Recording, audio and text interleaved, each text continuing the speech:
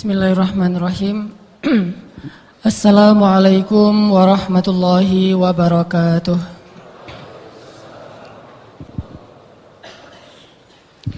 Alhamdulillahi rabbil alamin. Nahmaduhu wa nasta'inuhu wa nastaghfiruh. Wa na'udzu billahi min syururi anfusina wa sayyiati a'malina. Man yahdihillahu fala mudilla lahu wa man yudlil fala hadiyalah. Allahumma habbib ilaina al-iman wa zayyinhu fi qulubina wa karrih ilaina al-kufra wal fusuqa wal isyan waj'alna minar rasyidin, amma ba'd. Teman-teman yang dirahmati Allah Subhanahu wa taala, sebelum kita masuk kepada materi kita pada malam ini dengan judul Baper fi Sabilillah. Kalau sebelumnya kita pernah membahas jomblo fi Sabilillah, kalau sekarang lebih spesifik dari sekedar jomblo. Jomblo itu status, baper itu perasaan. Dan ini lebih sensitif daripada bab jomblo. Status jomblo mungkin alhamdulillah nih setelah lebaran sudah banyak berganti status. Terutama tukang poster kita yang alhamdulillah sekarang tidak lagi menjadi jejaka soleh, tapi sudah menjadi lelaki soleh insyaallah. Karena sudah mengupgrade statusnya menjadi suami fi sabilillah. Sedangkan membahas tentang baper fi sabilillah, kita bukan cuma ngomongin tentang para jomblo. Bahkan kalau udah nikah, kadang bisa lebih baper daripada yang belum nikah. Yang udah nikah kadang-kadang perasaannya lebih kacau daripada yang belum nikah. Kalian aja belum ngerasain. Tapi sebelum kita ngebahas tentang bab ini, bab tentang baper yang berpahala, baper yang tidak berpahala, bahkan baper yang hukumnya wajib. Ada gitu baper wajib, makanya ternyata baper itu ada yang hukumnya wajib baper.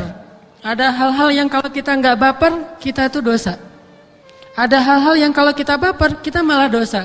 Jadi ada baper yang hukumnya haram, ada baper yang hukumnya mubah, ada baper yang hukumnya sunnah, ada juga baper yang hukumnya wajib. Maka kita akan belajar fikih baper. Ayat dan hadis tentang baper. All about baper lah insyaallah. Sebelumnya kita coba mulai dulu dengan saling mendoakan. Di sini ada 2 titipan doa. Yang pertama dari ayah handanya Andre Kurniawan, salah satu pemain bola yang mungkin jadi idola banyak anak muda. Ayah handa beliau Haji Sunandi sedang dirawat di rumah sakit. Kemudian juga tadi ada titipan doa dari salah satu jamaah juga, ibunya, Ibu Ai, Ibu Hajah Ai. Mudah-mudahan Allah Subhanahu wa taala mengangkat penyakit dari keduanya, menjadikan sakitnya sebagai kifarat dosa dan menjadikan keluarganya penuh dengan kesabaran dan ketabahan. Bismillahirrahmanirrahim. Allahumma rabban nas adhibil ba's ishfi anta syafi la shifaan illa shifauk. Ishfi shifaan la yughadiru saqaman. Alhamdulillah, mudah-mudahan doa kita diijabah oleh Allah, dan bagi yang mendoakan Allah berikan kebaikan yang sama.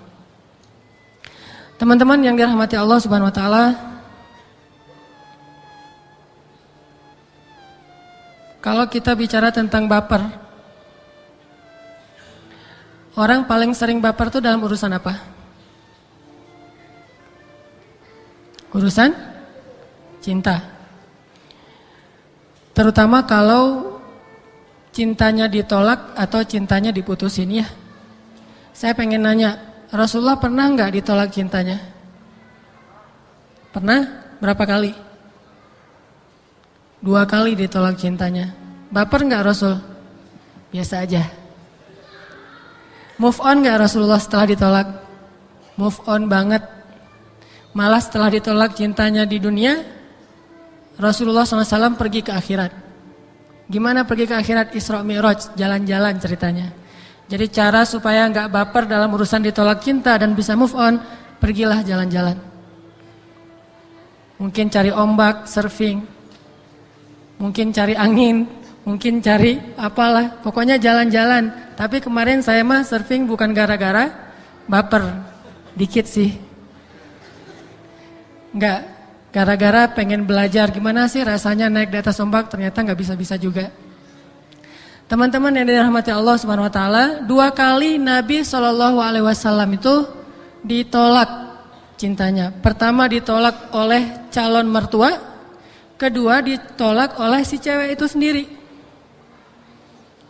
Siapa calon mertua yang nolak cinta Rasul?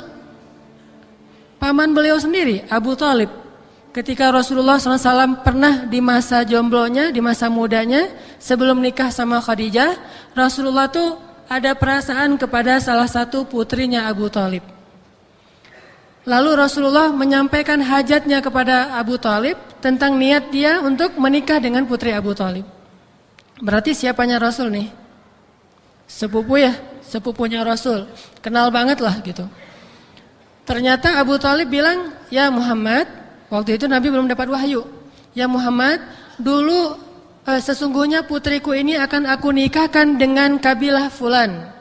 Karena sesungguhnya dulu mereka menyerahkan putri mereka untuk dinikahkan kepada kabilah kita. Sekarang balas jasa kita yang memberikan putri kita dinikahi oleh putra mereka." Siapa putri kabilah itu yang diserahkan kepada kaumnya Nabi Muhammad? Yaitu Aminah, ibunya Rasulullah SAW.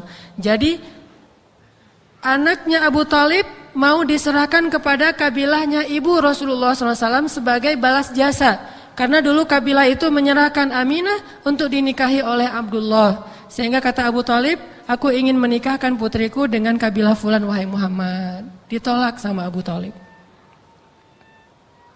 Ditolak, Rasulullah bilang, "Ya tidak apa-apa wahai paman. Mudah-mudahan dia hidupnya bahagia," atau apalah, didoakan yang baik-baik oleh Rasulullah. Itu baru cowok banget ya. Jadi bukan, "Duh, terus saya hidupnya gimana kalau tanpa dia?" Lemah sekali ya. Jadi tidak punya nggak tangguh gitu, nggak tough. Karena begitu diputusin pengen mati aja. Tapi masih mending sekarang kalau diputusin masih ada Pokemon ya. Jadi sibuk aja dengan Pokemon. Kenapa? Kamu sibuk nyari-nyari Pokemon daripada nyari-nyari pacar. Mending saya nyari Pokemon. Dapat bintang ya. Kalau nyari pacar habis duit. Udah habis duit ternyata ditolak. Jadi Rasulullah mah biasa aja ditolak sama Abu Thalib. Move on. Move onnya kenapa? Gimana? Berdagang. Berdagang lagi dengan jujur, sukses. Akhirnya dilamar oleh cewek yang lebih keren, lebih cantik, lebih lebih pokoknya perfect aja. Walaupun dia bukan gadis, tapi dia satu dari 4 perempuan yang perfect, yang sempurna. Tidak ada perempuan yang sempurna di muka bumi kecuali 4 kata Rasul. Siapa? Yang paling tua teh? Asiyah istri Fir'aun, kemudian Maryam binti Imran, ibunya Isa, kemudian Khadijah bintu Khuwailid atau istri Rasulullah, dan yang keempat Fatimah bintu Rasulillah. Cuma 4 itu doang perempuan yang sempurna, yang lain gak ada yang sempurna. Jadi jangan terlalu perfeksionis membandingkan istri kita dengan Khadijah. Mah, ini Khadijah tuh gini. Lah Khadijah itu perempuan yang sempurna dan di muka bumi itu cuma ada 4. Lah istri kita bukan yang ke-5. Jadi wajar banget kalau istri kita itu agak ngejomplang sih dengan Khadijah. Ini mumpung istri saya nggak ikut jadi mumpung karena istri kita bukan Khadijah, bukan Fatimah, bukan Maryam, bukan Asiyah, maka kalaupun kita mau menjadikan Khadijah sebagai inspirator, sebagai motivasi, boleh, tapi jangan memaksakan keluarga kita persis seperti Khadijah. Apalagi ada penceramah kadang-kadang idealismenya tinggi, perfeksionis pula, pragmatis lagi. Gimana? Dia menggabungkan semua kehebatan para sahabat, lalu dibilang, kalian tuh kalau imannya harus seperti Abu Bakar, tegasnya harus seperti Umar, terus kekayaannya harus seperti Utsman, ilmunya harus seperti Ali, amanahnya seperti Abu Ubaidah, Al-Qur'annya seperti Ibnu Abbas. Coba 6 orang disuruh gabung pada diri kita sendiri. Halo, saya mah cuma orang biasa. Jangan gabungin semua orang luar biasa, itu harus ada pada diri saya sempurna. Mereka aja dibagi 6, kita ngambil sendiri. Ini agak-agak kurang realistis menurut saya. Tapi jadikan mereka semua sebagai inspirasi, penyemangat, motivasi. Cuman kalau nuntut harus persis, kita hebatnya kayak mereka ber-6, itu terlalu berlebihan. Begitu juga kita kepada pasangan. Yang ibu-ibu ketika baca cerita tentang misalnya gimana kesabaran Ali terhadap Fatimah, di blog tuh, terus di copy, di send kepada suaminya. Pak, ini ada hadiah buat papa, apa cerita kesabaran Ali terhadap istri. Seburuk-buruk hadiah, kata si bapaknya. Kenapa seburuk-buruk hadiah? Karena bikin baper tadi. Wah, saya mah bukan seperti Ali wahai ibu gitu ya. Ali mah adalah pangeran surga, dan kita mah masuk surga belum tentu, tapi berharap masuk surga. Kalau itu mah pangeran surga. Tapi bukan berarti kita nggak perlu mencontohi, belajar mencontohi dari mereka. Tapi bagi yang lain jangan menuntut persis kayak mereka. Kayak ada penceramah ngomong, pemimpin itu, presiden itu harusnya kayak Abu Bakar, nggak nerima gaji. Wah, coba kalau kita yang jadi presiden, mau gitu nggak mau nerima gaji? Nggak tahu sih, jadi RT aja kayaknya masih mikirin gaji kan? Apalagi jadi presiden nggak nerima gaji. Abu Bakar emang nggak nerima gaji awalnya, Umar juga nggak nerima gaji. Coba kita aja belajar jadi seperti Abu Bakar, tanpa menuntut orang lain untuk menjadi seperti dia. Jadi kita aja masing-masing. Saya mah pengen kayak Abu Bakar, saya mah pengen kayak Umar, saya mah pengen saya, oke. Tapi kalau kamu harusnya, itu nggak oke. Kita aja yang tegas terhadap diri sendiri, toleran terhadap orang lain. Jangan tegas terhadap orang lain, terlalu toleran terhadap diri sendiri. Tapi kan saya cuman istilah-istilah toleran terhadap diri sendiri. Kalau ke diri sendiri tegas, harusnya saya begini, harusnya saya begitu, harusnya ke diri sendiri, ke orang lain nggak apa-apa deh ke orang lain. Kalau orang bisa kayak gini, insya Allah nggak ada masalah sih di antara kita mah. Karena semuanya berlomba-lomba menjadi lebih baik. Balik lagi, ternyata yang melamar Rasulullah adalah Khadijah, dilamar sama Khadijah. Tapi etika melamar karena cewek duluan yang datang nggak boleh langsung ke Rasulullah. Nah ini etika yang sekarang mulai agak-agak kabur. Datang Khadijah bukan ke Rasulullah tapi kepada pembantunya Khadijah. Siapa pembantunya Khadijah? Siapa? Ini ada door prize panitia. Pembantunya Khadijah saya nanya karena saya lupa. Siapa sih pembantunya Khadijah? Maisaro, cewek apa cowok? Yakin? Kok tahu? Maisaro cewek apa cowok? Nanya ke yang akhwat dulu dah, yang cewek-cewek. Maisaro cewek apa cowok? Bu, teh? Hah? Cowek? Bahaya kalau cowok. Maisaro adalah cowok. Namanya aja Maisaro, makanya hati-hati jangan sampai namain anak tetangga Maisaro. Kita udah rajin ke masjid, tetangga nanya, Akang saya lihat rajin ke masjid, boleh dong minta nama anak yang bagus? Dia mintanya ke kita, bukan ke suaminya, bahaya ya. Mintanya kita, gimana nama anak yang bagus yang Akang tahu dari ustad-ustad. Oh ada tuh nama yang bagus, pembantunya Khadijah. Anak ibu siapa? Anak ibu laki perempuan? Perempuan, oh cocok tuh, pembantunya Khadijah. Siapa Kang namanya? Maisarah. Oh iya benar, dia juga nggak ngerti, kirain Maisarah itu nama cewek. Udah aja Maisarah, pergilah dia kuliah di Mesir. Ismake kata orang Mesir, nama kamu siapa? Maisarah.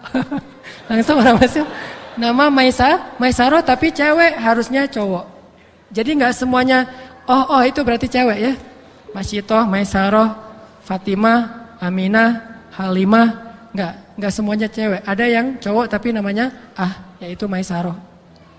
Bilang ke Maisarah ini udah pernah jalan bareng dengan Rasulullah. Maisarah, sini. Ada apa ya Khadijah? Kamu kan udah pernah jalan bareng dengan Muhammad ke Syam, ke Yaman. Setahu kamu Muhammad itu orangnya gimana, pendapat kamu?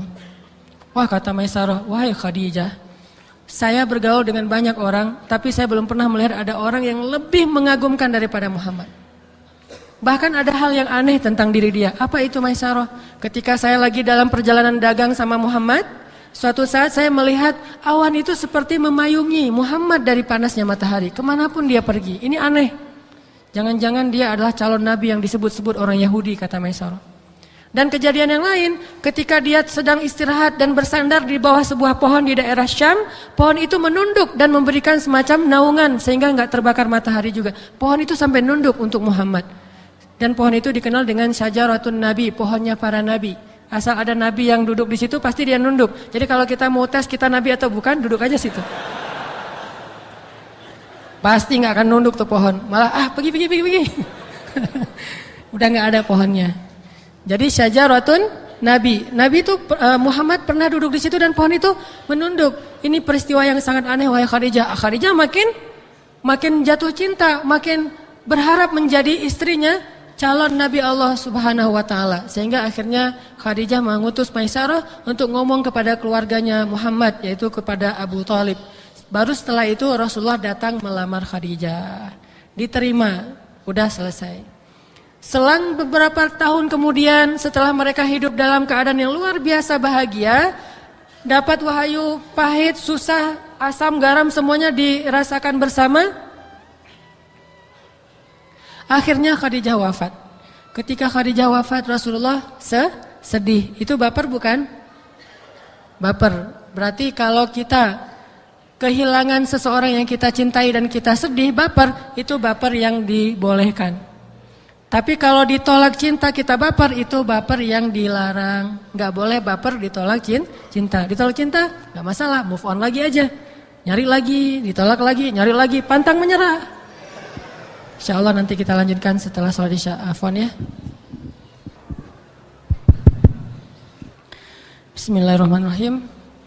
Teman-teman yang dirahmati Allah SWT, tadi kita membahas tentang sirah Rasulullah SAW, adegan tentang cinta beliau kepada Khadijah. Beliau kalau disebut nama Khadijah itu emang baper sih. Baper banget. Cinta sejati lah. Kayak misalnya ada sepupu Khadijah yang kalau ngomong tuh logatnya mirip logat Khadijah. Terus suaranya mirip suara Khadijah. Begitu sepupu Khadijah ini mengetuk pintu rumah Rasulullah lagi bersama Aisyah di dalam rumah. Rasulullah tuh langsung kaget gitu dan reaksinya tuh kayak orang yang senang banget dengan kedatangan sepupu Khadijah karena mengingatkan beliau kepada sosok istri beliau tercinta yaitu Khadijah. Padahal di sisinya tuh ada cewek paling cantik se-Eropa loh, Aisyah. Sampai Aisyahnya cemburu, ya wanita tua itu lagi kata Aisyah. Saking Rasulullah tuh baper banget kalau soal Khadijah. Terus juga kalau Rasulullah menyembelih hewan kurban, Rasulullah tuh nggak pernah lupa untuk memberi sebagian dari daging-daging itu kepada keluarga besarnya Khadijah. Dibagi rata tuh kepada keluarga besarnya Khadijah.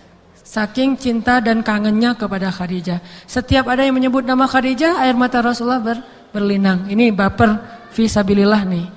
Jadi cinta kepada pasangan dengan cinta karena Allah. Dan cinta pasangan yang dicintai itu bukan pasangan yang paling cantik, bukan yang paling muda, tetapi pasangan yang paling banyak membantunya fi sabilillah. Pasangan yang membantunya dalam dakwah karena Allah Subhanahu wa taala. Siapa yang membersihkan kotoran di tubuh Nabi ketika Nabi dilempari kotoran di Mekah? Khadijah. Siapa yang mendekap Rasulullah ketika Rasulullah dalam keadaan sedih, kecewa karena dihina, dicela selama berdakwah?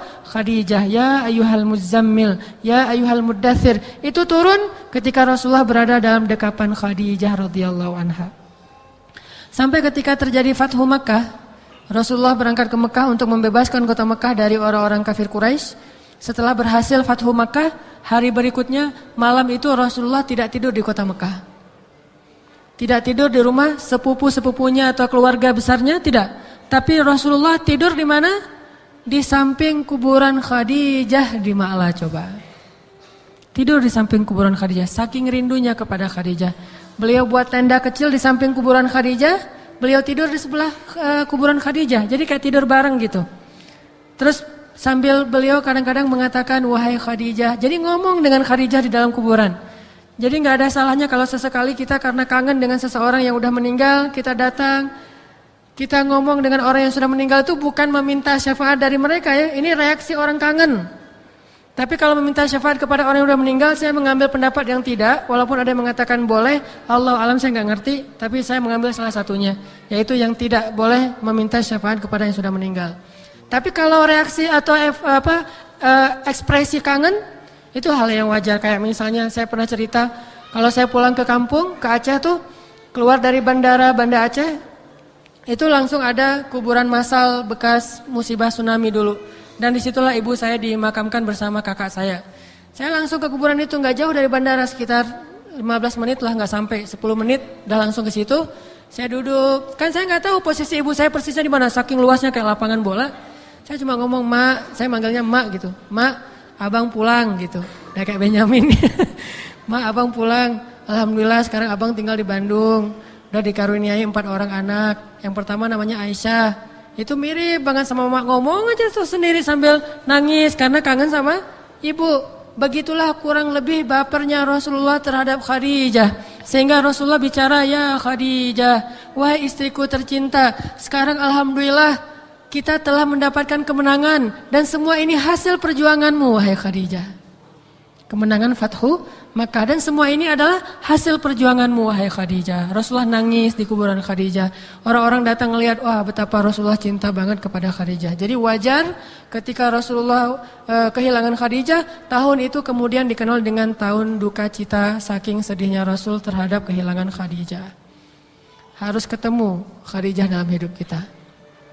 Dan itulah perhiasan terbaik di dunia. Bukankah dunia itu adalah kesenangan dan sebaik-baik perhiasan dunia itu adalah istri yang solehah. Amin. Dapat Khadijah. Bedanya 15 tahun. Oh nggak diaminin 15 tahun teh. Wah, mau dapat Khadijah doang tapi nggak mau 15 tahun. Kan bedanya Rasulullah sama Khadijah berapa tahun? 15 tahun loh. Rasulullah 25 tahun, Khadijah 40 tahun. Tapi keren. Jadi bukan soal usianya, soal kesolehannya. Meninggal Khadijah, Rasulullah kemudian melamar lagi anak Abu Thalib yang dulu sempat ditolak. Coba, kali ini anak Abu Thalib udah janda, dulu gadis, sekarang janda. Jadi nggak dapat ketika gadis, datang lagi ketika janda. Saking Rasulullah merasa nyaman kepada dia, dia orang yang baik, solehah, baik. Kayaknya menurut Rasulullah ini cocok nih mendampingi saya dalam dakwah, bisa ngegantiin Khadijah. Begitu Rasulullah datang melamar, "Ya fulana, saya ingin melamar kamu jadi istri saya, mendampingi saya dalam perjuangan. Kamu tahu keadaan saya sekarang." Kata dia, "Ya Rasulullah, saya perempuan yang punya banyak anak. Kalau saya menikah dengan engkau ya Rasul, tapi saya condong kepada anak saya lebih sibuk dengan anak saya, maka saya zalim kepada engkau ya Rasul." Dan itu kezaliman yang paling besar terhadap Rasulullah. "Tapi kalau saya condong kepadamu ya Rasulullah, saya berkhidmat habis-habisan melayanimu ya Rasulullah, saya takut zalim kepada anak saya. Maka ya Rasulullah maafkan saya lebih memilih untuk menjadi ibu saja." Ditolak lagi 2 kali Rasulullah SAW. Bayangin, oleh cewek yang sama.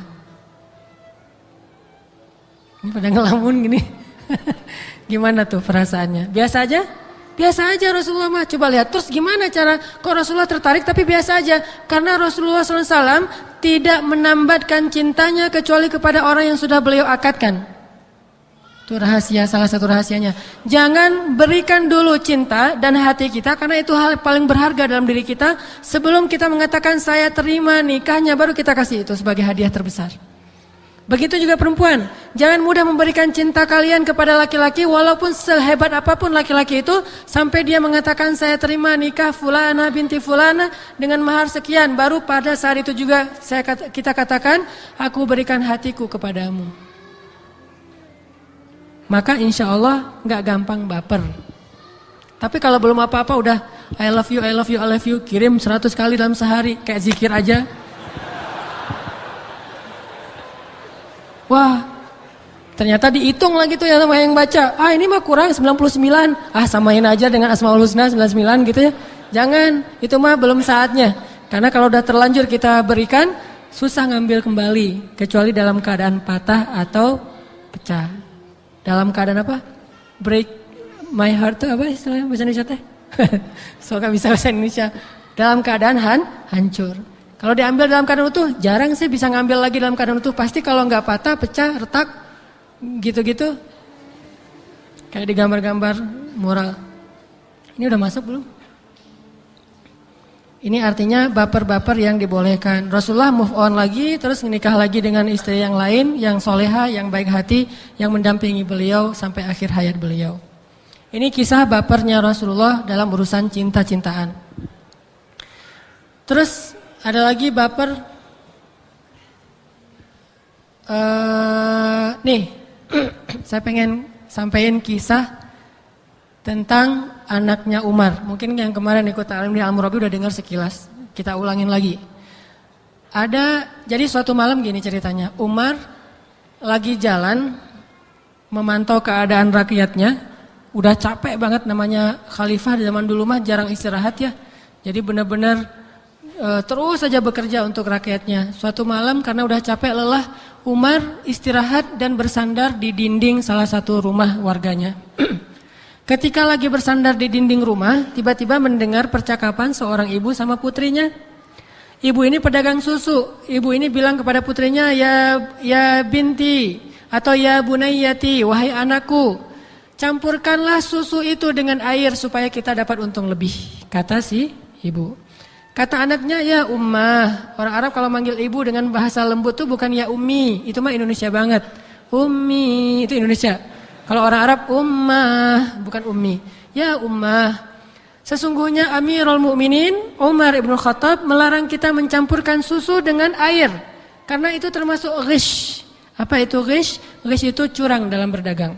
Dan Nabi SAW bersabda, siapa yang curang dalam berdagang, maka dia bukan umatku. Man ghasya falaysa minna. Arti bukan umatku, nanti di akhirat dia nggak dapat syafaat dari Rasulullah, dan itu rugi banget.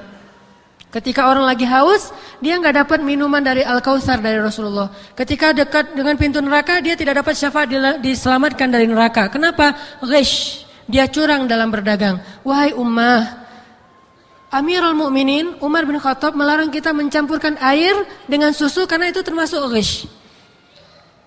Lagi pula wahai ummah, sesungguhnya saya selama ini selalu taat kepada Amirul Mukminin ketika di hadapannya, maka saya juga akan taat ketika di belakangnya. Itu ketaatan sejati. Kalau saya selama ini taat kepada Amirul Mukminin ketika berada di depannya, saya juga akan taat kepadanya ketika saya di belakangnya, walaupun gak ada Amirul Mukminin. Lalu kata ibunya, wahai anakku, bukankah Amirul Mukminin tidak melihat, tidak mengetahui? Kata anaknya, wahai ibu, ya ummah, bukankah Tuhan atau Robnya Amirul Mukminin maha mengetahui? Mendengar ucapan ini, Umar merasa sangat takjub. Ada perempuan, anak gadis soleha seperti dia, langsung dia pulang, dia kumpulin anak laki-lakinya. Ada Abdullah, ada Asim, ada beberapa orang anak laki-lakinya. Ditanya, wahai anak-anakku, bapak baru ketemu dengan seorang cewek itu keren banget, soleha banget. Wah, diceritain adegannya. Oh gitu pak, papa punya IG-nya? Kalau sekarang mau dikepoin. Nggak nanya IG. Umar langsung nanya, kalian mau nggak nikah sama dia? Siapa di antara kalian yang bersedia menikah dengan dia? Abdullah mah udah punya istri, dibilang, ya ayah saya belum siap untuk nikah lagi. Ya udah. Terus yang kedua enggak. Akhirnya Asim, salah satu putra Umar yang kecil, mengatakan, wahai ayah, nikahkanlah saya dengan dia jika dia ridho. Nggak perlu lihat IG-nya, nggak perlu ngepoin dulu, nggak perlu tahu status apa dan segala macam, nggak ngelihat wajahnya dulu yang udah diedit sekian lama. Wajah yang udah edit ala Korea tapi matanya besar, bulu matanya digituin, terus hidungnya dipanjangin dikit. Wah, pokoknya udah hasil editan banget lah. Pencitraan akhir zaman ya. Gak perlu, udah aja, karena emang perempuan ini menurut ayahnya dan ayahnya orang yang soleh, dia yakin sama ayahnya orang soleh pasti gak akan salah milih. Bukankah kita menikah mencari ridha Allah? Maka inilah yang paling diridhoi Allah. Udah, ayah nikahkan saya dengan dia. Benar, udah paginya datang. Assalamualaikum, waalaikumsalam. Hah, Amirul Mukminin, kata si ibunya teh. Ada presiden datang ke rumah warga biasa, kaget kan? Ada apa nih, ada apa? Ya Amirul Mukminin, silakan masuk. Ada apa yang bisa kami lakukan ya Amirul Mukminin? Kata Umar, ibu semalam saya nggak sengaja lagi bersandar di dinding rumah ibu, dan saya mendengar percakapan ibu tentang susu. Langsung pucat si ibunya teh. Wah, Amirul Mukminin, maaf, jangan hukum saya, kan terkenal Umar mah keras orangnya ya. Udah ngomongin tentang susu, oh berarti kecurangan nih. Amirul Mukminin maafkan saya nggak akan ulangi lagi segala macam. Terus dia ngebujuk dengan satu Asmaul Husna. Dia bilang, ya Amirul Mukminin, bukankah Allah itu Maha Pengampun? Ini salah menempatkan dalil. Banyak banget di Indonesia itu salah menempatkan dalil. Dalilnya sih sahih, cuma penempatannya yang keliru. Jadi bukan kita membantah dalilnya, nih hadisnya sahih enggak? Emang sahih, cuma enggak di situ tempatnya. Sama kayak Asmaul Husna, emang Asmaul Husna, cuma nggak di situ tempatnya. Kayak orang ngelakuin dosa sampai mengatakan, tenang weh lah, Allah Maha Pengampun. Nah itu salah. Sama kayak ada syair-syair yang mengatakan, yang dia tahu Tuhan penyayang umatnya, gitu kan? Ingat nggak dengan lagu itu? Wah bahaya kalau ingat. Baper nggak kalau dengar lagu itu? Enggak lah, biasa aja ya. Nah dia kan ngebuat syair tentang orang yang berbuat dosa, yaitu berzina. Tapi dia seolah-olah empati itu mah bukan empati. Itu caper kalau menurut saya. Kalau empati mah justru kasihan, harus diselamatkan dari dosa, dari api neraka. Bukan malah empati dengan membiarkan. Dia membiarkan dengan buat semacam syair pembelaan. Dia mah melakukan itu demi memberi makan segala macam. Yang dia tahu Tuhan Maha Penyayang umatnya. Ini kalimat yang keliru, memadukan kalimat penyayang dengan dosa. Maha Pengampun kepada dosa salah. Allah Maha Pengampun kepada orang yang meminta ampun. Jadi kalau kita bilang Allahumma gfirli fa innaka ghafurun. Ya Allah ampuni saya, Engkau Maha Pengampun. Baru pakai Maha Pengampun. Ya Allah terimalah taubat saya, Engkau Maha Penerima taubat. Ya Allah terimalah amal-amal saya, Engkau Maha Syakur. Ya Allah sayangilah saya ketika kita menyayangi orang lain, Engkau Maha Penyayang. Tapi ya Allah saya ini lagi buat dosa, Engkau Maha Pengampun kan? Enggak gitu, itu mah ngeledekin Allah. Nah si ibu ini karena nggak ngerti, dia ngomong gitu, ya Amirul Mukminin, bukankah Allah Maha Pengampun? Kata Umar, ya Allah Maha Pengampun dan juga Maha Syadidul Iqab, Maha keras azabnya. Wah makin kaget dia. Memang Allah Maha Pengampun tapi juga Maha keras azabnya. Akhirnya Amirul Mukminin terus gimana dong, maafkan saya, jangan hukum saya, jangan bawa saya ke pengadilan. Kata Umar, udah kamu tobat aja, jangan diulangin lagi ya. Ya Amirul Mukminin, hajat saya datang ke sini bukan urusan itu, kata Umar. Terus urusan apa ya Amirul Mukminin? Saya mendengar percakapan kamu dengan putri kamu. Saya menilai putri kamu itu adalah perempuan yang solehah. Niat saya pengen menikahkan putra saya dengan putri kamu itu. Kan senang banget ya, habis shock tiba-tiba senang. Wah langsung dia jawab apa? Ya boleh, setuju gitu. Kata Umar, bukan ibu, anaknya. Si ibu ini yang baper, bukan anaknya. Setuju gitu. Tanya ke anaknya dulu, kalau anaknya setuju, saya nikahkan. Kalau enggak boleh dipaksa. Orang masuk Islam aja enggak boleh dipaksa, apalagi nikah kan? La ikraha fiddin. Itu enggak boleh masuk Islam dipaksa. Tapi kalau udah masuk Islam, boleh dipaksa untuk menjalankan syariat. Kalau belum masuk, enggak boleh dipaksa masuk. Orang non muslim, kalau enggak masuk Islam saya pukul nih, enggak boleh. Tapi kalau udah masuk Islam, ajari anak kamu sholat 7 tahun. Kalau 10 tahun belum sholat, maka pukullah dia dengan pukulan yang tidak melukai. Itu dipaksa. Kalau istri kamu berbuat nusyuz, nasihati dia. Enggak bisa dinasihati, pindah tempat tidur. Enggak bisa pindah tempat tidur, maka pukullah dengan pukulan yang tidak melukai. Wadribuhun. Itu pemaksaan. Tapi setelah masuk Islam, kalau belum masuk Islam, enggak boleh maksa-maksa. Biarin aja dia dengan agamanya. Masing-masing orang kan punya pilihan hidup. Begitu juga nikah. Kalau Islam aja yang udah pasti benar, nggak boleh dipaksa. Apalagi menikah dengan laki-laki yang belum tentu benar kayak kita. Masa dipaksa? Kalau nggak nikah dengan saya, kualat loh. Kan saya ustadz, nggak boleh. Jangan pakai nama-nama ustadz untuk nakut-nakuti umat. Udah, tanya ke anaknya. La ikraha fin nikah. Nggak ada pemaksaan dalam pernikahan. Akhirnya dipanggil. Ya fulana. Nama perempuan ini terkenal dengan istilah bintu hilali. Dia dikenal dengan istilah bintu hilali, gadis dari suku Hilal. Atau juga dikenal dengan istilah sahibatul laban, perempuan yang punya susu ternak, terkenal dengan kisah susu tadi. Jadi dikenal dengan bintu hilali. Ya binta hilali, datanglah ke sini. Keluarlah cewek ini, cewek yang soleha banget. Terus Umar manggil anaknya Asim, datanglah Asim, dua-duanya saling malu-malu, bayangin. Kan itulah Muslim yang luar biasa, malu-malu ketemu cewek karena jarang ketemu cewek. Jadi kita mah udah biasa-biasa aja, berarti emang udah gitu. Kalau mereka mah malu banget kan, canggung banget mau ketemu cewek, itu menunjukkan masih murni banget lah insya Allah ya. Tapi kalau udah biasa aja, mungkin udah agak kurang murni. Nah dia malu-malu nih, datang Asim malu-malu, bintu Hilali malu-malu, ditanya sama Umar, ya binta Hilali, saya ingin menikahkan kamu dengan putra saya. Tapi janganlah kamu melihat dia sebagai anak Amirul Mukminin, karena sesungguhnya saya memperlakukan keluarga saya lebih keras 2 kali lipat daripada kaum muslimin. Jadi kalau kalian salah, saya hukum 2 kali lipat. Dan jangan juga kamu menerima dia karena dia seorang anak Amirul Mukminin yang terkenal. Jangan, murni karena dia berniat baik ingin menikahi kamu karena kesolehan kamu. Kalau kamu setuju silakan, kalau enggak apa-apa. Tanya kepada Asim, Asim gimana? Pintu Hilali buka cadarnya, terus ngeliatin. Asim ngeliatnya gini doang. Dah, cukup sekali gitu. Enggak lama ngeliatin, wah ini sampai bolak-balik ngeliatin. Enggak, ngeliat mas, udah cepet kan? Kok bisa sih nilai dalam waktu hanya 1 detik? Nah ini saya kasih tipsnya nih. Gimana cara bisa mengetahui klik nggak klik dalam 1 detik? Tips memilih jodoh. Tipsnya adalah farasatul mu'min, pakai firasat orang mukmin. Gimana firasat orang mukmin? Berimanlah sampai muncul feel dan sense. Kalau udah muncul sense-nya, feel-nya, itu ngelihat tuh langsung ngeklik. Tahu, oh ini orang yang soleh, ini yang enggak soleh. Ketahuan secara soul, secara jiwa.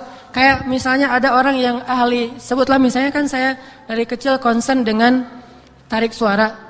Tarik suaranya tapi di ngaji, bukan dinyanyi. Tarik suara nih, saya dari kecil udah concern banget dengan tarik suara. Sampai muncul sense, feel. Jadi kalau saya dengar ada orang yang ngaji, saya tahu, oh ini ada bakat nih. Gak perlu lama-lama, kamu baca Alif Lam Mim aja deh, udah tahu doh.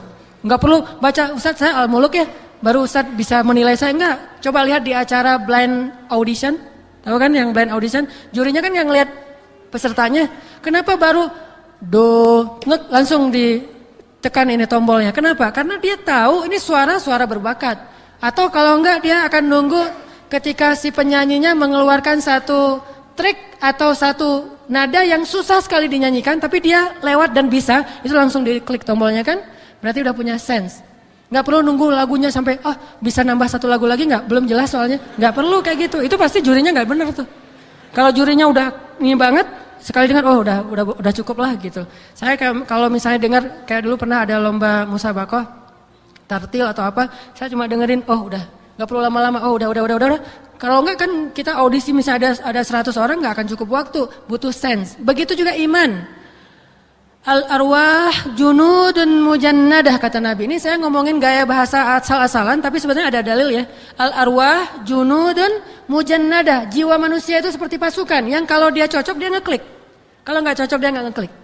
Nah, kalau kita mau mencari pasangan yang cocoknya dalam urusan iman, maka pakailah firasat iman. Kalau kita mau mencari pasangan yang cocoknya urusan hobi, pakailah firasat hobi. Kalau kita mau, ada orang yang senangnya dengan orang yang supel, orangnya yang seru, maka tinggal ajak ngobrol aja sebentar. 5 menit juga udah ketahuan, ini kayaknya orangnya asik nih diajak ngobrol, gak akan sepi di rumah. Kan karena dia udah dapat sense-nya kan. Tapi kalau orang yang pakai iman, melihatnya gini doang. Oh, udah, gimana Asim? Setuju ayah kalau dia bersedia. Oh ya udah. Wahai putriku, gimana menurut kamu tentang anak saya ini? Dia juga gini. Udah gitu. Langsung bilang gimana menurut kamu, kata si putrinya, saya mah terserah ibu. Oh iya mah, dia mah kalau bilang terserah saya udah berarti udah setuju. Ibunya tuh cerewet banget tuh. Langsung ya udah kan sumtul mar'ah, diamnya perempuan itu bertanda setuju. Dia bilang terserah ibu, udah nikah. Dari pernikahan inilah akhirnya lahirlah keturunan yang soleh-soleha. Salah satunya adalah pemimpin Islam yang paling terkenal, Umar bin Abdul Aziz.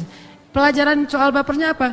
Mereka mah memilih nggak pakai perasaan yang cinta-cintaan dulu. Cinta-cintaan itu mah belakangan. Sebagaimana ayat di surat Ar-Rum, litaskunu ilaiha wa ja'ala bainakum mawaddatan wa rahmah. Allah memberikan cinta itu, mawaddah dan rahmah itu setelah nikah, bukan sebelum nikah. Jadi kalau ada yang bilang cinta sebelum nikah, pasti itu bukan cinta yang dari Allah. Pasti cinta itu dari hawa nafsu. Tapi kalau dibilangnya cinta setelah nikah, I love you, setelah nikah itu insya Allah cintanya karena Allah. Jadi pakai baper itu setelah nikah. Kalau sebelum nikah nggak usah. Menilai atau mau nikah itu menilai calon itu jangan pakai perasaan dulu, tapi pakai iman. Karena kesolehannya, karena kebaikannya, karena ketaatannya. Insya Allah dia yang akan menjadi bidadari kita nanti di surga atau menjadi pangeran kita nanti di surga. Ini cerita baper yang lain. Sekarang kita lihat adegan baper-baperan versi kekinian. Ini bapernya para fans ketika Zayn Malik keluar dari 1D yang dulu saya pernah bilang. Sampai segitunya ya.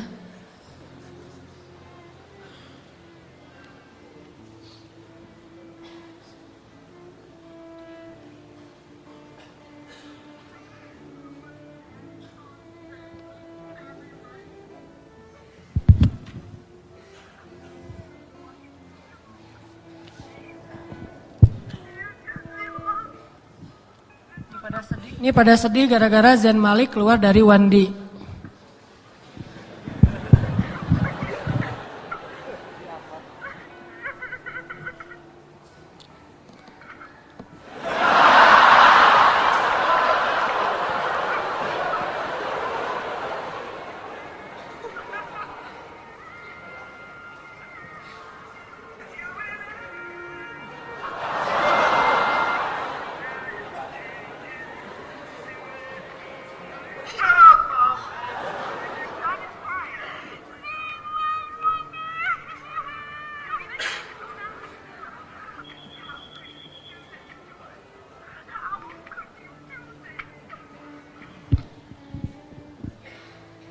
Kurang lebih gitulah ya, tanpa bermaksud untuk ngejelek-jelekin orang. Intinya sih begitulah baper zaman sekarang. Jadi ada artis keluar dari satu grup, padahal belum meninggal, baru keluar doang, udah baper. Gimana kalau Zayn Malik meninggal? Kayaknya banyak yang bunuh diri massal. Coba bayangin di zaman sahabat ada nggak yang kayak gitu ya? Ada seorang sahabat keren, Mus'ab bin Umair, hijrah ke Madinah, Mekah menangis. Mus'ab bin Umair meninggal dalam perang Uhud, Madinah menangis. Ada nggak?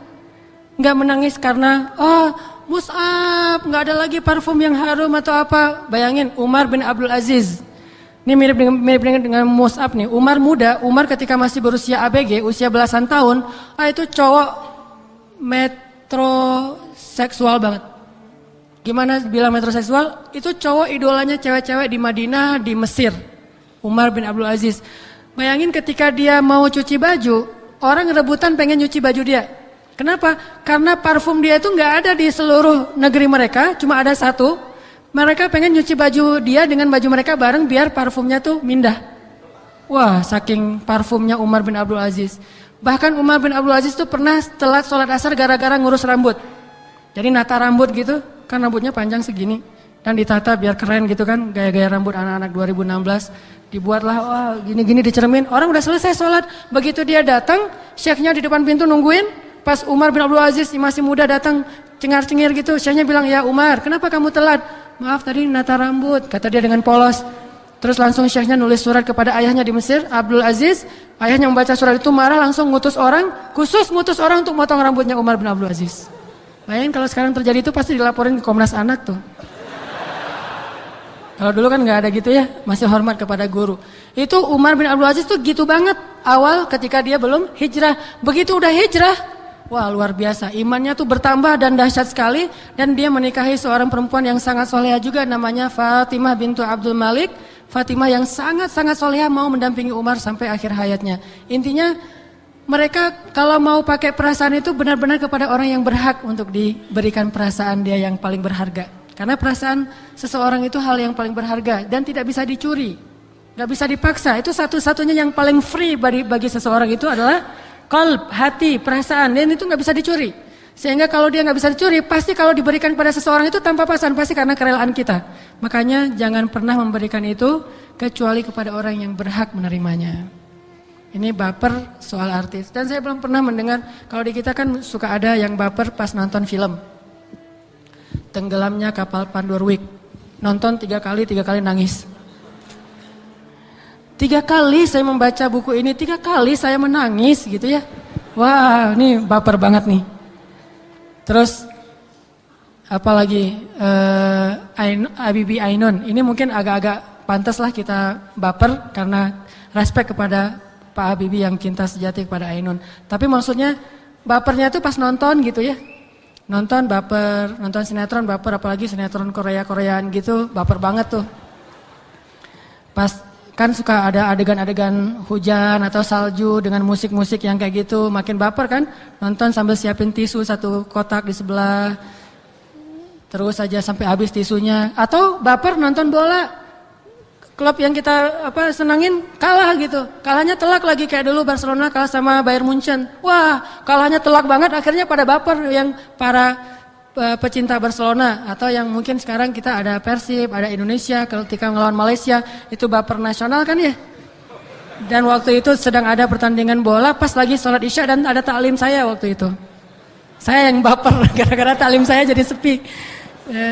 Bukan jadi sepi, jadi diliburin. Gara-gara ada bola antara Indonesia lawan Malaysia. Ustadz, kata panitia teh, belum ada pemuda hijrah ya Ustadz. Ini malam ini kita liburin aja atau gimana Ustadz? Kenapa? Soalnya ada pertandingan bola Indonesia lawan Malaysia kan nasionalisme Ustadz. Oh gitu ya udah, gak apa-apa deh liburin aja deh gitu. Atau Qiyamul berhenti gara-gara final Liga Champion.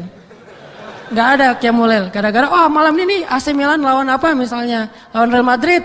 Waduh sayang banget kalau dilewatin. Malam ini Qiyamul ya. Aduh gimana ya ganti deh. Jangan malam ini malam yang lain. Artinya kita sampai ke perasaan kita tuh terlibat soal urusan-urusan entertain. Kita boleh menyaksikan itu, kita boleh senang dengan ini dan itu, enggak masalah. Cuman jangan terlalu ngelibatin perasaan. Karena kalau kepada hal itu kita berikan perasaan kita, rasa-rasanya agak sia-sia hidupnya. Cukup kita senang-senang aja, asik-asik, seru-seruan enggak masalah. Saya juga suka nonton bola, saya juga senang dengan beberapa hiburan, tetapi tidak sampai masuk ke perasaan, sampai nangis seharian gara-gara masalah sepele kayak gitu. Coba bayangin di zaman sahabat kalau ada sahabat yang nangis gara-gara habis baca novel siapa gitu, nangis. Nggak ada cerita sahabat yang gara-gara baca novel nangis. Ikut acara kayak ada acara drama gitu, kayak ada acara teater gitu, terus sahabat nangis rame-rame. Nggak ada sahabat yang nangis gara-gara urusan kayak gini. Kenapa? Karena jiwa mereka itu kuat. Kalau mereka nangis, pasti mereka sedang membaca surat Al-Haqqah baru nangis. Kita malah mentertawakan orang yang nangis dalam sholat, kebalik. Nangis dalam sholat itu memang pantasnya kita baper. Kita membaca surat Al-Qiyamah, La uqsimu biyaumil qiyamah. Gimana gak baper coba? Di hari yang ketika kita tinggal sendiri gak ada siapa-siapa. Terus kita juga akan ditarik oleh malaikat untuk disidang oleh Allah. Dalam keadaan panas, dalam keadaan haus, dalam keadaan tidak memakai sendal jepit, dalam keadaan terlunta-lunta. Masa kita gak baper? Tapi urusan sepele di dunia kita baper. Oh itulah emang kayak gini zaman sekarang biasa yang kayak gitu mah gaul. Giliran yang baper gara-gara la uqsimu biyaumil qiyamah dianggap orang yang lemah, cengeng. Bukankah orang yang lebih kuat dari kita yang berani di medan jihad, di tubuhnya ada sekian puluh bekas sayatan pedang, dia nangis ketika membaca surah Al-Qiyamah? Khalid, Umar dan sahabat-sahabat yang lain, siapa yang sebetulnya tangguh dan siapa yang sebetulnya cemen? Baper bukan urusan cemen dan tidak. Kalau di tempatnya memang kadang-kadang kita harus baper dan disitulah baper yang berpahala. Sehingga ketika ada seorang anak kecil di Mesir baca surat Al-Mulk, ketika sampai di ayat tentang neraka dia menangis. Atau di Palestina juga gitu membaca surat Al-Anfal, dia menangis. Padahal itu anak Gaza loh, yang menghadapi tank Israel tuh pakai batu dan dia berdiri di depan tank. Siapa di antara kita yang berani berdiri di depan tank? Dan dengan resiko digilas sama tank itu, siapa yang berani? Berarti siapa yang lebih kuat? Kok dia bisa nangis? Karena kekuatan dia dan perasaan dia itu dipakai untuk sesuatu yang bermanfaat, yang diridhoi oleh Allah SWT. Tapi boleh kita seru-seruan, agak-agak sedikit tersentuh perasaannya, tapi jangan sampai menitikkan air mata. Pas sudah mau menitikkan air mata langsung digitu-gituin. Gak boleh, kamu gak boleh jatuh kecuali karena Allah. Gak boleh ada setetes air mata pun yang jatuh, kecuali di dalam tetesan air mata yang jernih itu ada tulisan lillah. Karena Allah. Kalau sampai li ghairillah, betapa sia-sianya air mata itu. Dia juga nangis. Kenapa saya sampai jatuh gara-gara bukan karena Allah Tuhan? Kata dia. Rugilah dia yang jatuh ke tanah bukan karena Allah Subhanahu Wa Taala. Sekarang kita lihat lagi adegan yang mungkin terkenal ya. Tentang seorang perempuan yang rindu banget sama Rasul sampai baper. Ini mungkin terkenal banget nih.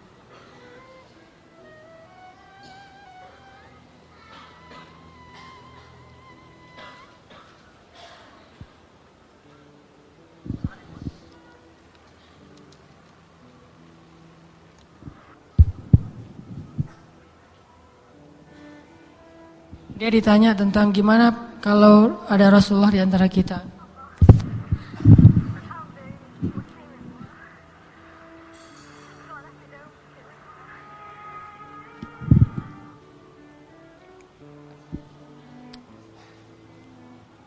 Kurang lebih seperti inilah baper yang diridhai Allah. Maaf ya kalau suaranya kecil. Kenapa dia baper?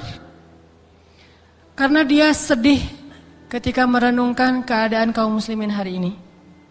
Banyak kaum muslimin yang sudah tidak lagi berpegang kepada agamanya. Banyak kaum muslimin yang namanya cuma di KTP aja Islam tapi perilakunya tidak muslim. Dan ditambah lagi banyak kaum muslimin yang dizolimi, disakiti, ditindas di mana-mana. Seorang ibu dengan anaknya digantung di jurang di Myanmar. Satu keluarga dibakar hidup-hidup di Irak, atau di Palestina diruntuhkan satu apartemen dan di dalamnya banyak bayi.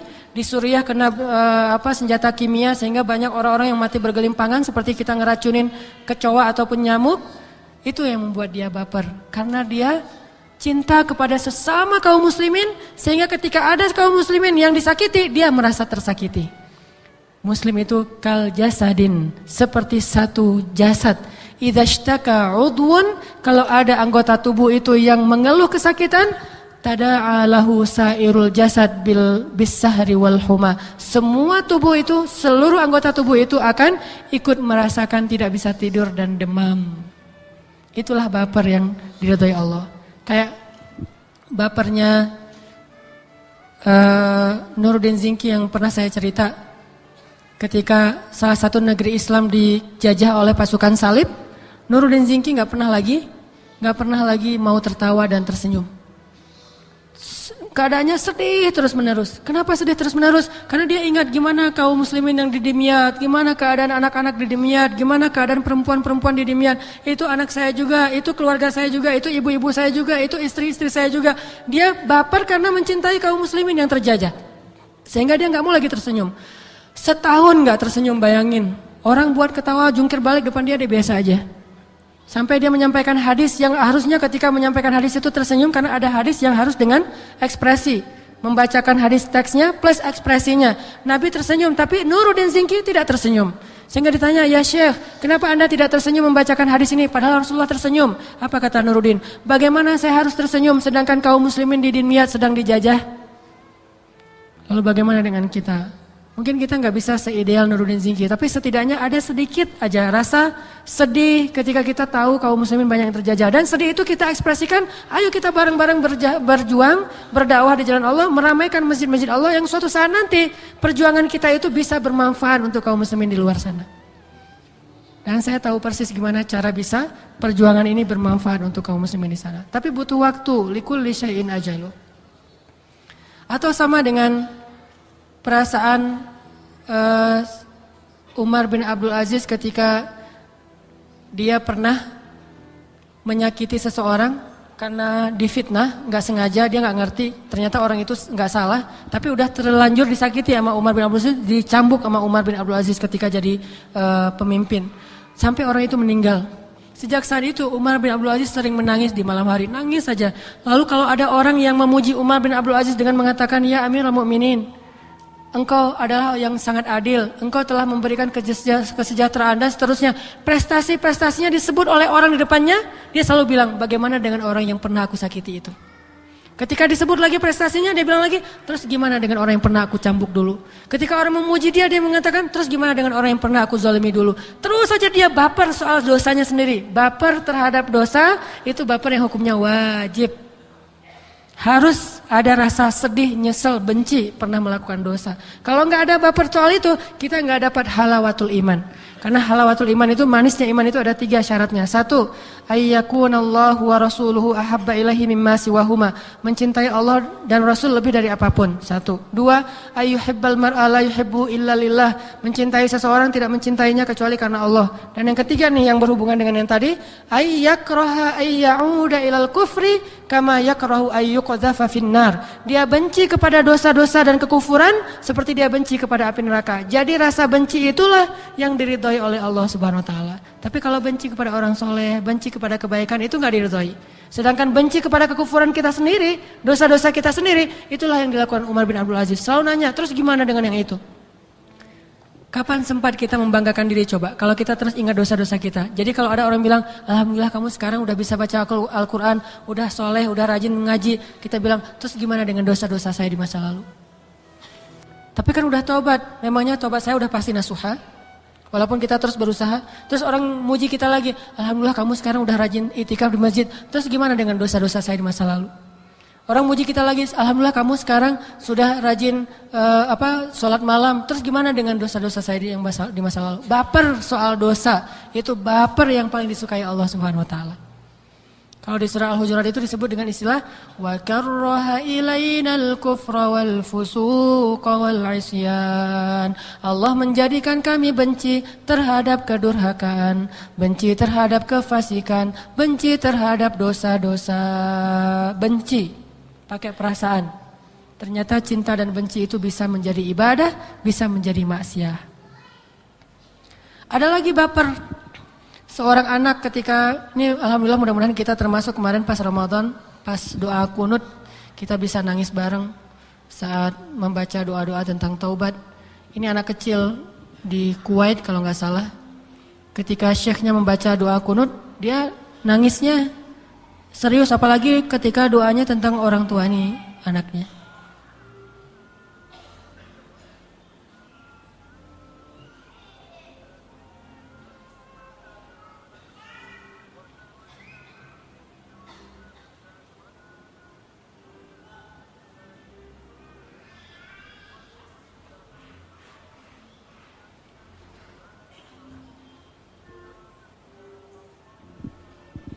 Ini lagi berdoa tentang musibah-musibah di dunia.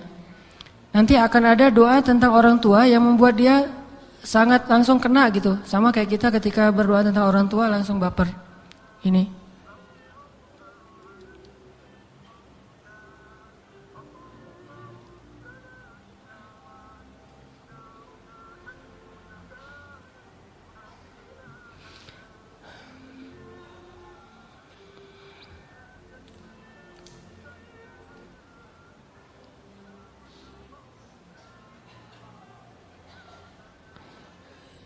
Kurang lebih seperti itu. Ada satu fenomena yang luar biasa menurut saya ya, terutama di Turki ya. Anak-anak muda di Turki itu yang kita tahu juga anak-anak muda itu rata-rata tampangnya mah tampang bintang film lah. Namanya juga campuran Eropa dan Asia kan, Turki. Itu anak-anak muda Turki yang usianya di bawah 25 tahun. Ketika terjadi kudeta militer di Mesir, lalu di Mesir itu terbunuh salah satu anak tokoh, yaitu anaknya Syekh Ahmad Beltaji. Nama anak itu adalah Asma Beltaji, usianya masih belasan tahun. Dia ditembak oleh sniper lagi demonstrasi di Medan Raba'ah, meninggal di waktu zuhur. 2 hari sebelumnya ayahnya bermimpi. Ayahnya bermimpi ngelihat Asma Beltaji itu pakai gaun pengantin berwarna putih. Terus ayahnya nanya, "Ya Asma, apakah ini malam pengantinmu?" Kata Beltaji. Kata Asma, "Bukan malam wahai ayah, siang di waktu zuhur." Ahmad Beltaji nggak ngerti apa maksud siang. Sampai 2 hari kemudian akhirnya Asma tertembak, baru dia ngerti ternyata maksud siang itu adalah Asma bukan malam pengantin, bukan siang pengantin, tapi siang ketika Allah memberinya gaun yang baik sebagai seorang yang syahid di jalan Allah insyaallah. Nah, ketika musibah Asma ini kemudian diliput oleh media dan sampai ke Turki, seluruh anak-anak muda Turki itu memanjatkan doa untuk Asma. Banyak penyair-penyair Turki itu, pencipta lagu, komposer, bikin lagu buat Asma. Sampai akhirnya ada salah satu lagu yang terkenal sekali, kemudian lagu ini nasyid tentang perjuangan kaum muslimin menjadi lagu wajib yang dinyanyikan di sekolah-sekolah dasar. Bayangin anak SD lagunya tuh Akhi anta hurrun wara'as sudud, Akhi anta hurrun bitilkal quyud, Idza kunta billahi musta'sima, Fala yadhiruka kaidul abid. Akhi anta, itu satu sekolah tuh anak-anak SD pada nyanyiin lagu Akhi anta hurrun wara'as sudud. Wahai saudaraku, wahai akhi, kalian bebas walaupun berada di dalam penjara. Kalian bebas walaupun kalian dizolimi. Kalian adalah orang-orang yang menang jika kalian berpegang teguh kepada Allah. Itu anak SD loh. Dibangun bapernya dengan nasyid, dengan lagu-lagu, dengan syair-syair. Di zaman Rasul juga gitu, dibangun baper soal dakwah, soal kebaikan, soal ibadah, soal jihad dengan syair-syair yang indah. Dan ketika penyair itu meninggal di dalam perang Khaybar, kaum muslimin bersedih, tidak ada lagi yang menciptakan syair-syair indah untuk membangun perasaan-perasaan semangat dalam kebaikan. Makanya Kalau kita mungkin baper soal cinta sekarang ini terlalu berlebihan gara-gara terlalu banyak syair-syair cinta. Sekarang tugas para komposer, para seniman, para musisi, coba bikin syair-syair yang membangkitkan baper dalam kebaikan. Itu jihadnya kalian. Sehingga nanti syair itu dinyanyikan di dalam halakoh-halakoh ilmu, dinyanyikan oleh anak-anak muda. Makin keren, makin mudah dinyanyikan oleh anak muda. Karena kalau nggak keren, anak muda nggak bakalan nyanyiin. Mungkin lagu yang tadi dinyanyikan oleh aktivis lah. Tapi kalau dibuat lagi di arrangement dengan mungkin lebih akustik atau apa, akan dinyanyikan oleh anak muda, membangun baper fi sabilillah. Dan itu tidak hanya muncul secara instan, dia muncul lewat dibangun, lewat tarbiyah, lewat belajar, lewat zikir kepada Allah, lewat mencontoh teladan orang-orang yang soleh, terakhir juga lewat syair-syair yang indah, baru terbangunlah baper fi sabilillah. Terus ada lagi kisah Ummu Umaroh, sahabat Nabi perempuan, anaknya dibunuh oleh Nabi palsu, dipotong-potong, mutilasi. Dipotong jadi sekian puluh potongan. Pertama dipotong jarinya satu persatu, dipotong.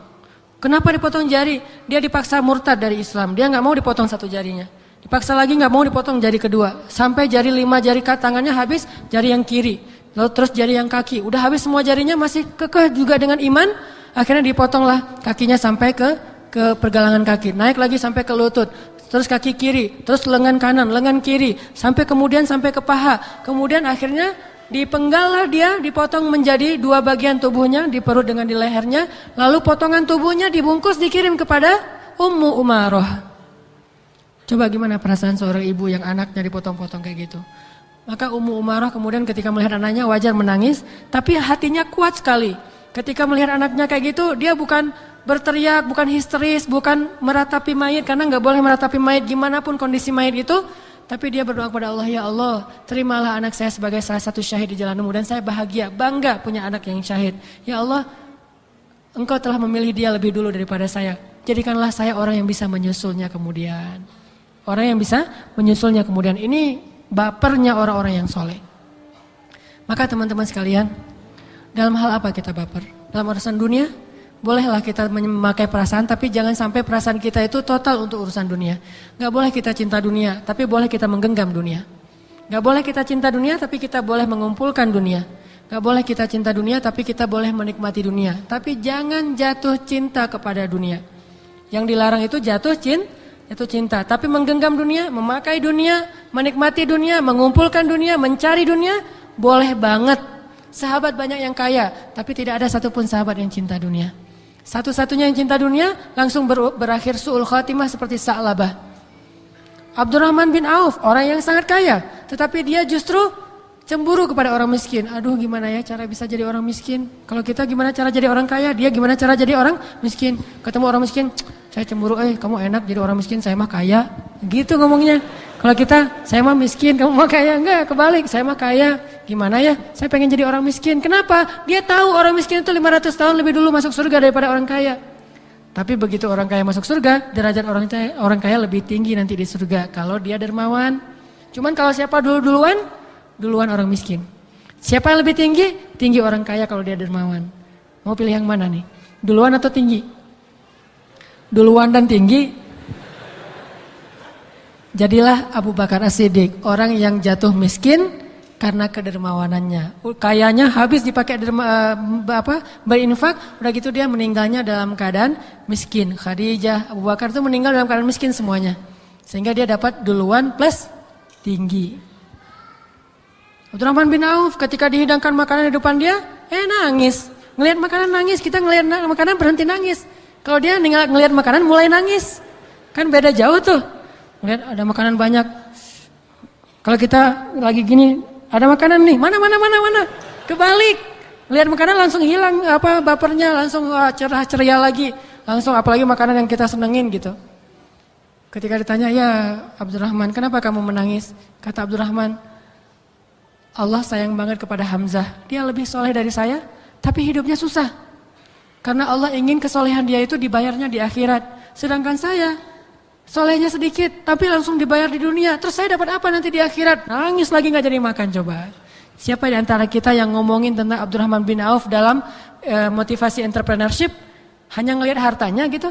Ngitung-ngitung harta Abdurrahman, dia ngasih ke istri Nabi satu orang 21 miliar. Berarti kalau dihitung 10 orang istri Nabi 210 miliar harta Abdurrahman. Kita masih sibuk menghitung harta Abdurrahman. Abdurrahman malah sibuk menangisi hartanya. Jadi entrepreneurship-nya Abdurrahman itu yang pertama adalah buang dunia dari hati kita, letakkan di genggaman kita. Dunia itu diginiin, jangan diginiin. Yang diginiin itu Al-Quran. Taruh di sini Al-Quran. Kalau dunia mah diginiin aja. Di hello-hello dengan dunia mah nggak apa-apa. Tapi jangan sampai nggak bisa kehilangan dunia, itu yang nggak boleh. Mencintai dunia adalah baper yang dimakruhkan bahkan sampai diharamkan oleh agama. Mudah-mudahan kita sedikit lebih mengerti tentang bagaimana harusnya kita menata perasaan kita. Kapan kita boleh pakai perasaan yang sensitif, kapan yang tidak perlu sensitif, kapan kita tough, kapan kita orangnya agak peka. Gunakan perasaan kita dengan niat karena Allah Subhanahu wa taala. Teman-teman yang dirahmati Allah, marilah kita tutup halaqah ini dengan sama-sama berdoa kepada Allah. Mudah-mudahan Allah mengampuni dosa-dosa kita selama halaqah ini. Mungkin ada yang salah ucap, ada yang salah memahami, ada yang salah merasakan, dan ada yang salah berpikir. A'udzu billahi minasy syaithanir rajim. Bismillahirrahmanirrahim. Allahumma lakal hamdu wa lakal syukru ya karim. Lakal hamdu wa lakal syukru ya rahim. Lakal hamdu wa lakal syukru ya azizul hakim. Allahumma ij'alna laka dhakkarin, laka syakkarin, ilaika munibin, wa alaika mutawakkilin. Allahumma inna ظلمنا أنفسنا وإن لم تغفر لنا وترحمنا لنكونن من الخاسرين فاغفر لنا يا رحيم فاغفر لنا يا غفور فاغفر لنا يا غفار فاغفر لنا يا كريم فاغفر لنا يا لطيف وإن لم تغفر لنا وترحمنا لنكونن من الخاسرين يا الله يا الله يا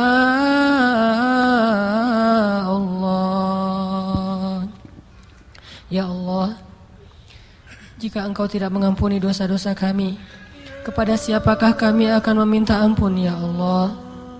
Jika Engkau tidak mengampuni dosa-dosa kami, siapakah lagi yang maha pengampun selain Engkau ya Allah? Jika Engkau tidak mengampuni dosa-dosa kami, bagaimana kami bisa hidup tenang di muka bumi ini ya Allah? Dan bagaimana pula kami akan tentram kembali kepadamu ke akhirat nanti ya Allah?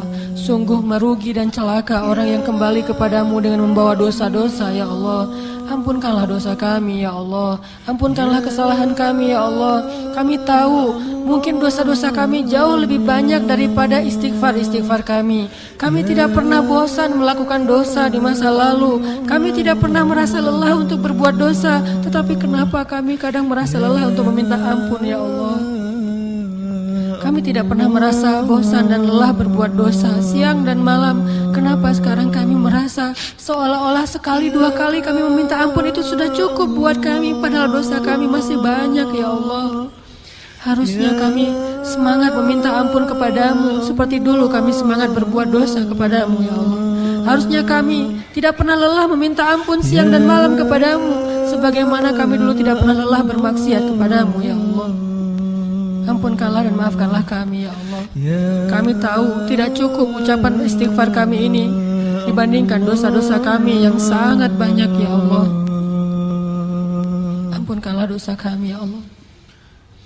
Kami pernah meninggalkan sholat ya Allah, padahal sholat adalah amal pertama yang akan Engkau hisab nanti di akhirat ya Allah.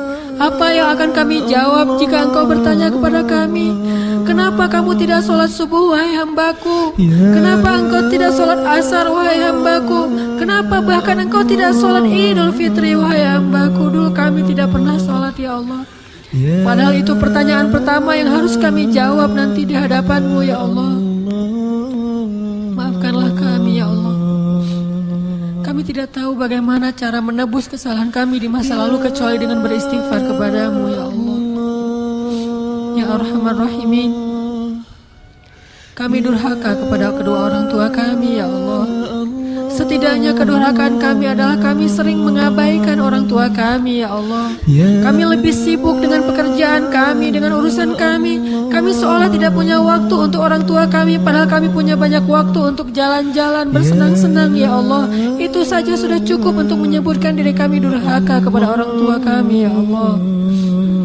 Kadang orang tua kami menelepon kami, tapi kami tidak menjawab telepon itu karena kami sedang sibuk dengan pekerjaan kami.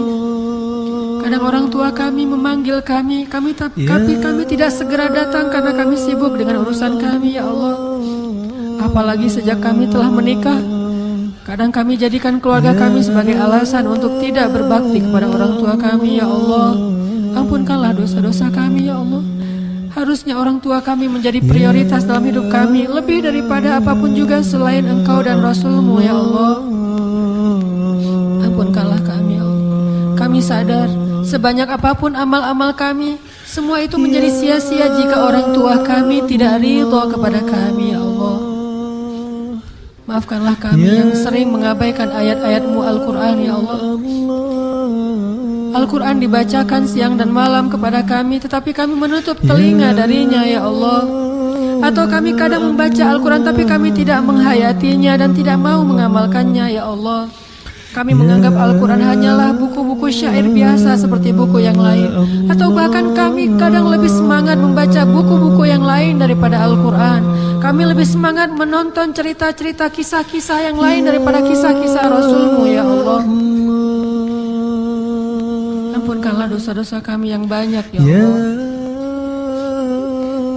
Tanpa sadar, kadang kami menyakiti perasaan orang-orang di sekeliling kami ya Allah. Dan tanpa sadar, kadang kami membuat mereka kecewa ya Allah. Maafkanlah kesalahan kami ya Allah. Janganlah Engkau halangi hidayah dari kami karena dosa-dosa kami ya Allah.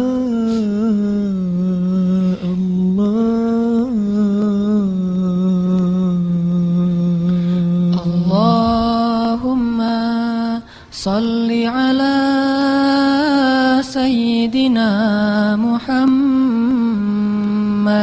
Sayyidina Muhammad, Sayyidina Muhammad. Ya Allah, sampaikanlah salam rindu kami kepada Rasulullah. Kami rindu sekali kepada beliau ya Allah. Betapa beruntungnya sahabat yang melihat wajah Rasulullah yang seindah bulan purnama. Wajah beliau yang berseri-seri ya Allah.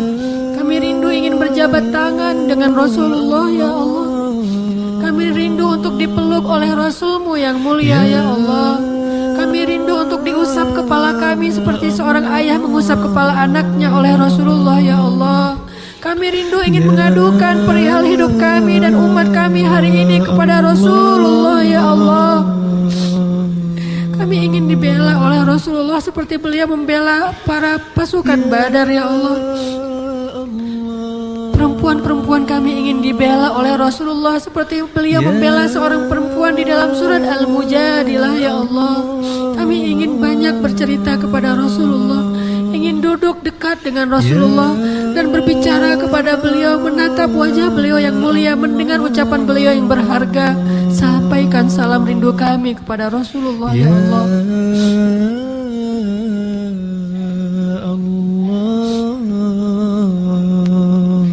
Allahumma salli ala Sayyidina Muhammad, salli ala Sayyidina Muhammad, salli ala Sayyidina Muhammad.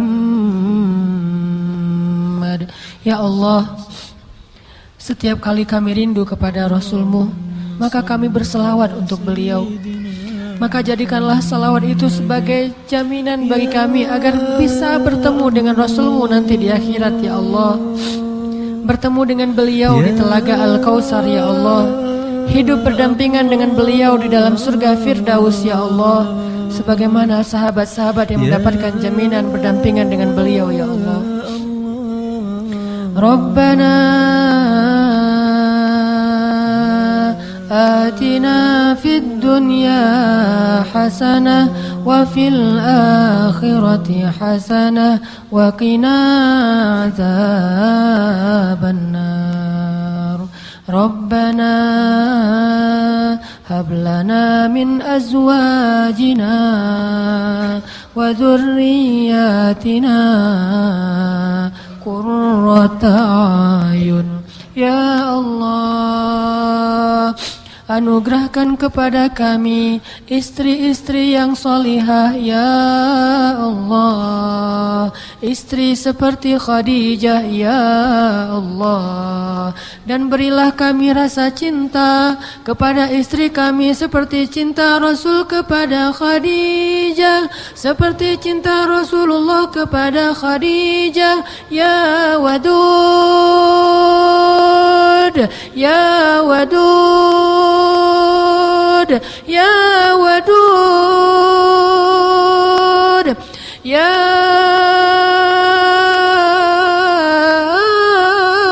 Wadud, ya Allah, ilhamkanlah rasa cinta di antara pasangan-pasangan kaum muslimin, suami istri yang menikah karenamu ya Allah.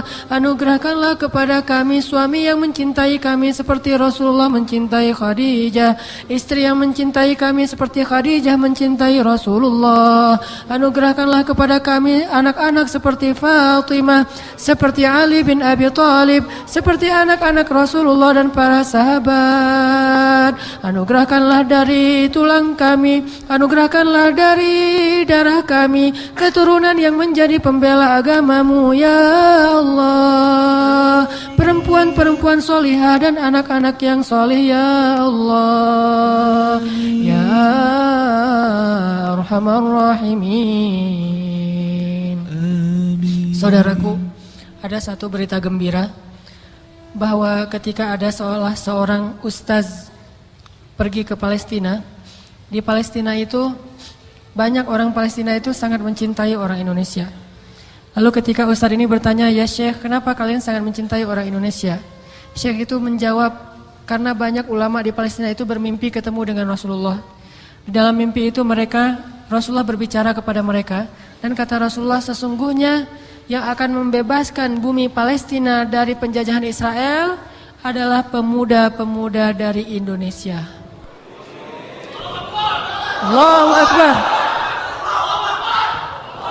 Pemuda-pemuda dari Indonesia. Maka berbahagialah bahwa nama kita disebut oleh Rasulullah SAW. Dan mimpi orang solih adalah ilham dari Allah Subhanahu Wa Taala. Mudah-mudahan suatu saat kelak anak-anak muda di Bandung, di Indonesia, semuanya rajin ke masjid, dibina oleh para ulama, sehingga suatu saat kelak kita menjadi para pembawa panji agama Allah yang membebaskan bumi Palestina dari para penjajah.